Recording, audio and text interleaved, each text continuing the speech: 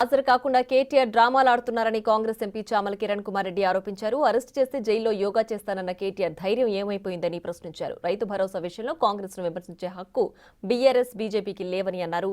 BRS ప్రభుత్వంలో తీసుకొచ్చిన చీకటి జీవోలు తమ పథకాల అమలుకు అడ్డుగా మారాయని తెలిపారు చామల. రేవంత్ రెడ్డిని టార్గెట్ చేస్తే కేటీఆర్ సోషల్ మీడియాలో తప్పుడు ప్రచారం చేస్తున్నారని ఆరోపించారు.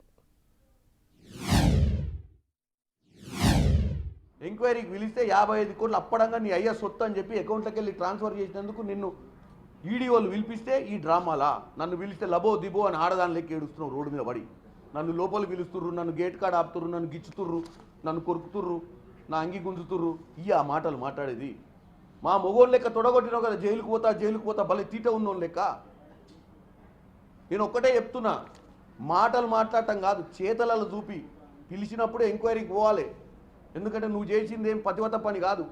55,000 కోట్లు పబ్లిక్ పైసలు నువ్వు చెయ్యాలంటే అది క్యాబినెట్ మీటింగ్ ఆమోదం ఉండాలి. దానికి ఒక ముఖ్యమంత్రి చైర్మన్ ఉంటాడు, హెచ్ఎండిఏకు ముఖ్యమంత్రి చైర్మన్ గారు అనుమతి, మిగతా మంత్రులతో చెప్పి చేయాల్సిన పని నువ్వు చెప్పకుండా చేయకుండా ఇక జీవితాంతం మేమే ఉంటాం అధికారంలో.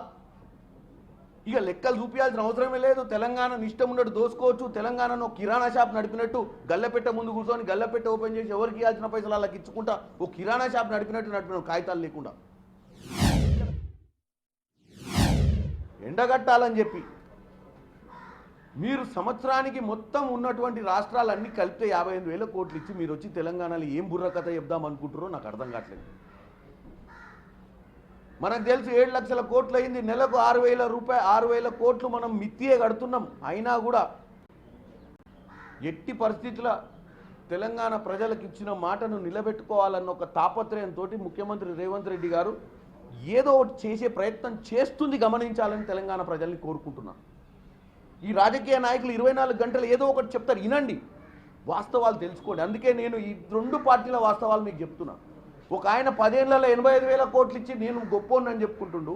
భారతదేశ వ్యాప్తంగా కూడా 58,000 కోట్లు ఇచ్చినటువంటి 58,000 కోట్లు ఇచ్చినటువంటి బీజేపీ వాళ్ళు ఒక్క రాష్ట్రంలో 50,000 పైచిలకు కోట్లు ఇచ్చినటువంటి కాంగ్రెస్ పార్టీని ఎండగట్టే ప్రయత్నం చేస్తున్నారు. వాళ్ళ స్కీమ్లో వాళ్ళు అమర్చిన విధానాన్ని మనం అమర్చి ఉంటే ఈరోజు ఇంత డబ్బు ఖర్చు అయ్యేది కాదు. మీరు ఇచ్చేది ఎంత? మీరు అది ఇచ్చిర్రా? మీరెంత ఇచ్చిర్రు చూడండి. మిగులు రాష్ట్రంలో మీరు అధికారంలోకి వచ్చి 10 ఏళ్లలో 7 లక్షల కోట్లు అప్పు చేసి మీరు రైతులకు చేసింది 85,000 కోట్ల. మరి మిగతా డబ్బంతా ఎవరి మీద ఖర్చు పెట్టిర్రు? కాళేశ్వరం మీద పెట్టిర్రా? మొత్తం కాళేశ్వరం మీద పెట్టిన పెట్టుబడి రైతుల మీద పెట్టలే 10 ఏళ్లలో. మీరు రైతు పక్షపాతి ప్రభుత్వం. ఇది వరేస్తే ఉరి అన్న మీరు ఇవాళ మాకు చెప్తుర్రా ముచ్చట. వరి వేయొద్దని చెప్పి నిబంధనలు పెట్టి రైతులను భ్రాంతులు చేసిన మీరు ఇవాళ మాకు నిబంధనలు చెప్తుర్రా? ఈ ప్రభుత్వానికి చిత్తశుద్ధి ఉంది. ఇంకా 4 ఏళ్ళు ముందుకు పోవాల్సిన అవసరం ఉంది. ఈ 4 ఏళ్లలో మేమేదైనా మొదటి సంవత్సరంలో చేయలేని ఉంటే క్షమించాలని కూడా కోరుకుంటున్నాం. ఎందుకంటే ఇది కావడానికి కారణం కూడా గత ప్రభుత్వ పాలనని. మేము అధికారంలోకి రాకముందు, సెక్రటేరియట్ పోకముందు ఎన్ని కోట్లు అప్పు చేసిరో కూడా తెలియని దరిద్ర పాలన వాళ్ళు చేసింది. చీకటి జీవోలు ఇచ్చి 1,000 కోట్లు దండుకొని పోయారు. కూసున్న మంత్రులు లేవలేదంటాడు ముఖ్యమంత్రి గారు వస్తే. అరే ముఖ్యమంత్రి ఆయన నిజాం నవాబు కాదు. వచ్చి రాగానే కాళ్ళకు దండాలు పెట్టడానికి అందరు లేచి మంత్రులు ఎమ్మెల్యేలు మీ అయ్య కట్ట పెట్టించుకునే అలవాటు ఉండే. రేవంత్ రెడ్డి ఒక సామాన్య కుటుంబం నుంచి వచ్చిన వ్యక్తి.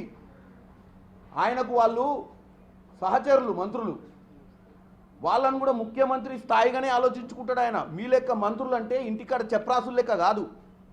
ఇలా మీ ప్రభుత్వాన్ని తరిమి కొట్టడానికి కారణం కూడా మీ మంత్రులు, మీ ఎమ్మెల్యేలు వాళ్ళ ఆత్మగౌరవాన్ని మీరు తాకట్టు పెట్టిరు.